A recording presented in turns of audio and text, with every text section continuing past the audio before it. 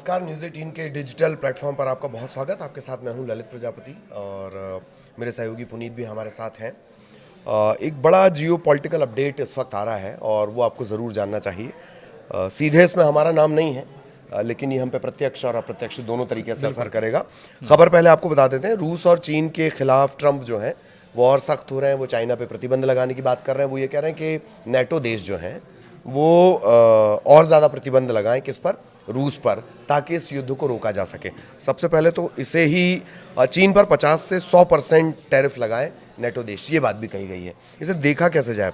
सबसे पहले तो देखिए, दरअसल ये जो बात कही जा रही है, एक तो प्रेशर बनाने की कोशिश हो रही है रूस के ऊपर, किसी भी हाल में वो युद्ध रोक दे। इसीलिए जिस तरीके से रूस हमले कर रहा है और जिस तरीके से टारगेट कर रहा, निशाने बना रहा है, उससे यूक्रेन बड़ा ख़तरे में आ गया, ये हम समझ लें, या बड़ी दिक्कतें जो हैं यूक्रेन के लिए पैदा हो गई हैं। रूस का इस वॉर में अपर हैंड नज़र आ रहा है। ये एक चीज़ें लग रही हैं कि रूस जो है इसमें, तो और उसको शुरुआत कैसे में भी जैसे सब रोकना कह रहे थे कि नहीं, रशिया जो है कि नुकसान में जा रहा है, रशिया क्यों नहीं उसे मसल के रख देता है, या रशिया ये क्यों नहीं। लेकिन अब ऐसा लगता है कि वो रणनीति थी, युद्ध को लंबा खींचना और खींचते जाना, पुतिन की रणनीति थी। देखिए, पोलैंड तक जब चीज़ें आ गई हैं ना, तो जाहिर सी बात है कि ट्रंप को चिंता सताएगी। दूसरी बात कि ये सारी चीज़ें जो हैं, एससीओ जो हुआ, उससे आप इसको जोड़कर देख सकते हैं, क्योंकि चिंताएं जो हैं कहीं ना कहीं ट्रंप की इस बात को लेकर अब बढ़ गई हैं कि दुनिया जो है वो दूसरे एस्पेक्ट या दूसरी तरफ अब एक तरफ इकट्ठा होकर अपने कुछ नई शक्तियां जो हैं वो बन रही हैं। और ट्रंप की यही चिंता है, ख़ास तौर पर ब्रिक्स को लेकर चिंता है, जिसकी चिंता वो पहले भी जताते रहे और वो कहते हैं कि ब्रिक्स वेस्ट है, ब्रिक्स कुछ भी नहीं है।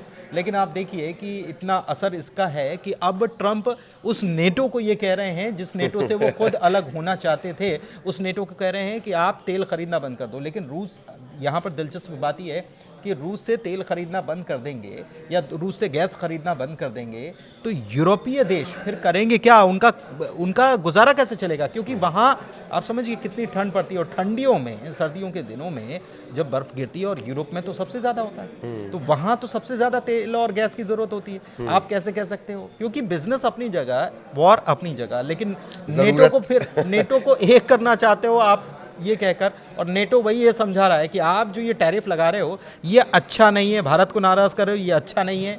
ये वो समझा रहा है इनको कि आप ये जो कदम उठा रहे हैं ठीक नहीं है। लेकिन ट्रंप के दिमाग में कुछ और चल रहा है, और ट्रंप चाहते हैं, इसीलिए वो समझ रहे हैं कि चीन भी साथ में आ गया, रूस भी साथ में है, भारत तो है ही, ईरान से भी अच्छे संबंध नहीं है, चीन से भी अच्छे संबंध नहीं है। 90 दिनों का चीन से टैरिफ जो उन्होंने लगा रखा था, उसके ऊपर 90 दिनों का होल्ड है।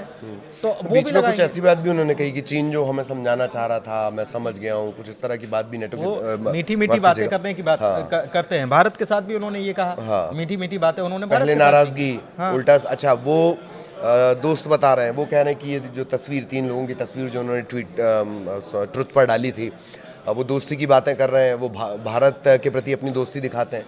और वहीं जो उनके पीटर नवारो हैं, या वो जो उनकी एक मंडली है मुंह लगे नेताओं की, वो लगातार इंडिया पे आक्रामक बनी हुई है। ये तो खैर इंडिया की बात हो गई। एक बात और आपने बहुत मार्के की, जो आपने बताई कि ट्रंप की चिंता ब्रिक्स हैं और ये देश हैं। क्या ट्रंप इस वजह से ज़्यादा परेशान नज़र आते हैं कि डॉलर सेंट्रिक व्यवस्था जब तक रहेगी तब तक कब्जा रहेगा यूएस का? नहीं, एक चीज़ और है, शिफ्ट होगी इसमें, एक चीज़ और है, अमेरिका के ऊपर बहुत भारी भरकम कर्जा है। हाँ। और उसको अमेरिका को चुकाना है, और अमेरिका फिर ट्रंप को वो कैसे चुकाएंगे, उसका एक नई तरीके से, एक प्रकार से वो नई थ्योरी है, मार्केट में एक नई थ्योरी लाई गई है कि बहुत भारी भरकम कर्जा, और उसको कर्जे को निपटाने के लिए, क्योंकि उनके पास इतना है नहीं पैसा, और वो कर्जे को निपटाने के लिए ट्रंप की तरफ से ये सारी चीज़ें, टैरिफ और ये सारी चीज़ें जो हैं वो की जा रही हैं। दूसरी बात की चिंता इस बात की भी है कि अभी तक आपका सिक्का चलता था, अभी तक आप जो है वो सरपंच कहलाते थे या मुखिया कहलाते थे अघोषित रूप से। लेकिन अब जब चीन ने आपकी दावेदारी को सीधे सीधे चुनौती दे डाली है, चीन ने कहा है कि आइए हम एक और मंच तैयार कर सकते हैं जिसमें रूस भी साथ में हो, जिसमें ईरान भी साथ में हो, जो जिनकी दोनों की अमेरिका से नहीं बनती है, जिसमें नॉर्थ कोरिया भी साथ में हो।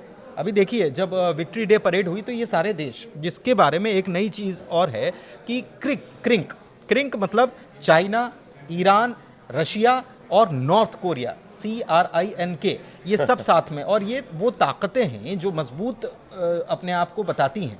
और आप देखिए चाइना ने अपने हथियारों का प्रदर्शन कर दिया, रूस की ताकत हमको मालूम ही है, नॉर्थ कोरिया की ताकत हमको मालूम ही है, और वो लगातार अपने हथियारों का प्रदर्शन करते रहते हैं। और ईरान जो है, ईरान ने भी बीते दिनों कहा था कि हमारे पास कई सारे ऐसे सहयोगी देश हैं जहां पर हम अपनी चीज़ों को डेवलप करवा रहे हैं, मिसाइलों को डेवलप करवा रहे हैं, लेकिन इशारा एक प्रकार से यही था कि उसके परमाणु हथियार का कभी भी ऐसा हो सकता है कि कहीं और हथियार बन रहे हों, वो फिर ईरान में लाए मतलब जाए, कहीं वो बने टेस्टिंग कर दे, असेंबल्ड कहीं हाँ, और हो हाँ, और टेस्टिंग उनकी कहीं और टेस्टिंग हो, कर दे इतना और ईरान बोले, सक्षम है। हाँ, इतना ईरान सक्षम हो गया। और ये बात तब भी आई थी जब मेरा ख्याल है कि युद्ध विराम हुआ, युद्ध विराम का ऐलान हुआ, और उसके 10 से 15 दिनों के बाद ईरान ने कह दिया था कि हम अपनी तैयारियों पे लगे हुए हैं, हाँ। हम कहीं उससे हटे नहीं हैं। हटे नहीं है। तो आप समझिए कि बहुत पहले से ये चीज़ें चल रही हैं, और ईरान और रूस का कितना साथ है ये हमने देख लिया है।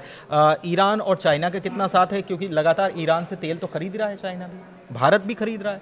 भारत हालांकि कूटनीतिक व्यवस्था में ज़्यादा विश्वास रखता है, या उसी तरीके से भारत जो है संबंधों को कूटनीतिक तरीके से या मुद्दों को निपटाने की कोशिश करता है, लेकिन बाकी देश जो हैं वो वन साइडेड होकर खड़े होकर के और बात करने के मूड में नजर आ रहे हैं, गुट जिसमें निरपेक्ष और गुट, हाँ, और चाइना तो उसकी अगुवाई करने के लिए तैयार ही है ना। तो यही बात है। अब इसमें बात यह है कि नेटो के देश जो हैं वो बार बार इस बात की तरफ इशारा कर रहे हैं, चाहे वो स्पेन, नेटो के बजट को बढ़ाने के लिए कहा गया ट्रंप की तरफ से, जब नेटो की मीटिंग हुई स्पेन ने मना कर दिया।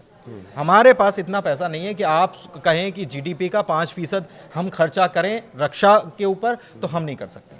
वो बिल्कुल कोने में पड़ता है, तो इसलिए उसको लगता है कि शायद वहाँ तक चिंताएं नहीं पहुँचेंगी। लेकिन चिंताएं तो पहुँच रही हैं किस बात की, कि रशिया जो है यूक्रेन के बाद किसका नंबर लगाने वाला है, इस बात की चिंता सबको है। एक और बात, फाइनल कमेंट, तो ये जो ब्रेकिंग है ये सिर्फ बयान तक ही रहेगी या इसका कोई असर नजर आएगा, क्योंकि हालांकि ट्रंप इस तरह से बयान बदलते रहते हैं। लेकिन नेटो, आप समझिए ना, नेटो ये समझाइश दे रहा है। बीते दिनों फिनलैंड के प्रेसिडेंट ने ये समझाइश दी थी कि आप भारत से संबंधों को खराब करने की जो काम कर रहे हैं ये सही दिशा में नहीं, ये ठीक नहीं है, तो आप चीज़ों को बिगाड़िए मत। ग्लोबल साउथ में भारत की बड़ी अहम भूमिका है, ये समझाने की कोशिश की जा रही है। और केवल फिनलैंड के प्रेसिडेंट अगर ये कह रहे हैं तो बात ऐसी नहीं है, उनके पीछे कुछ और सपोर्ट्स भी होंगे। समझ रहे हैं फ्रांस में क्या हो रहा है, आप इस चीज़, वहाँ खुद ही चीज़ें अव्यवस्थित हैं, फ्रांस में चीज़ें अव्यवस्थित हो रही हैं, बिगड़ रही हैं, तो उसको संभालना, उसके बाद फिर नेटो को संभालना, और नेटो से जिससे आप अलग होने की बात कह रहे हो उनको ये समझाना है कि आप भी इनके ऊपर टैरिफ लगाओ ताकि ये कंट्रोल में आए।